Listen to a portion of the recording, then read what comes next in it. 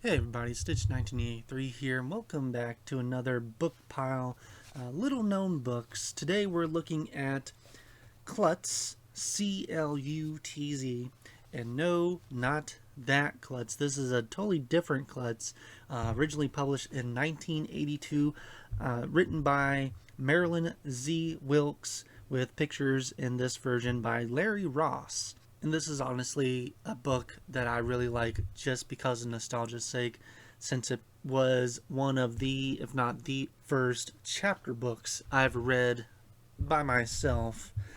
Picked this up at a Salvation Army back in, I want to say maybe 2002, 2003. And as you can tell, it has definitely seen better days. It has gotten taped up here and back, and I've just always wanted to review this book and tell the world about it. A little bit about the author, Marilyn Z. Wilkes. Doesn't even have like a Wikipedia page, so I wasn't able to find much information out about her. I know there's a sequel book called C.L.U.T.Z and the Fission Formula that was published 3 years later.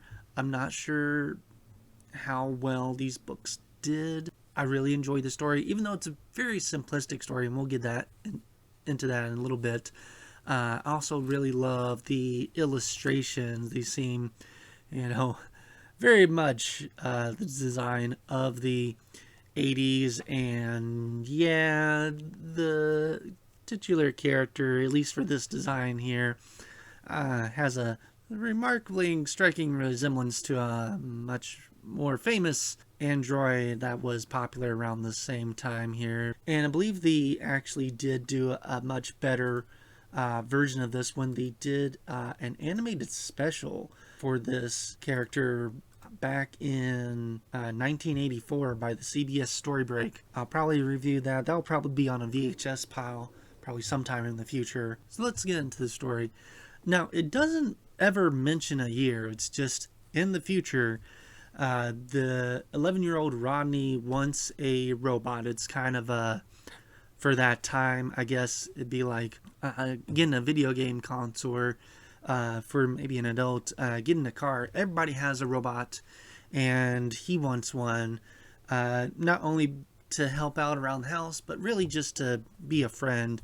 He does have this giant pink dog, and the dog does show some semblance to being smarter than what I guess an average dog is nowadays, but it's still treated as just a pet. He can't talk with it, and outside of playing fetch, can't really do much with the dog. Parents originally are fine with ordering a robot, and they try to go online, and the robots they find don't really fit either them or Rodney's liking. They all seem a bit too stoic, too robotic, I guess.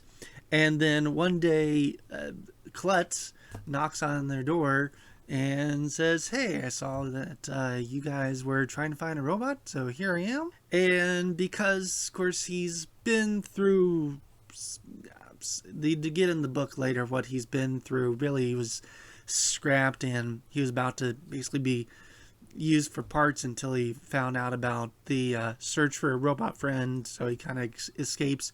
So he's had some wear and tear on him, and he doesn't have all the bolts in his head aren't fastly tightened, so he gets a couple things confused, including trying to fix the couch, which in turn makes it fly, trying to fix the dishwasher, which kind of explodes. And eventually the parents just kind of say enough is enough, and they don't destroy C.L.U.T.Z, but they do tell him to leave. And they eventually try to use one of the newer bots that they saw online, but the newer bot is just, as I said, so robotic and so by the rules. It just makes like the worst food, and doesn't have any sort of charm or personality. That they send that robot back, and Rodney goes out and finally finds C.L.U.T.Z, and they all eventually end up being one happy family.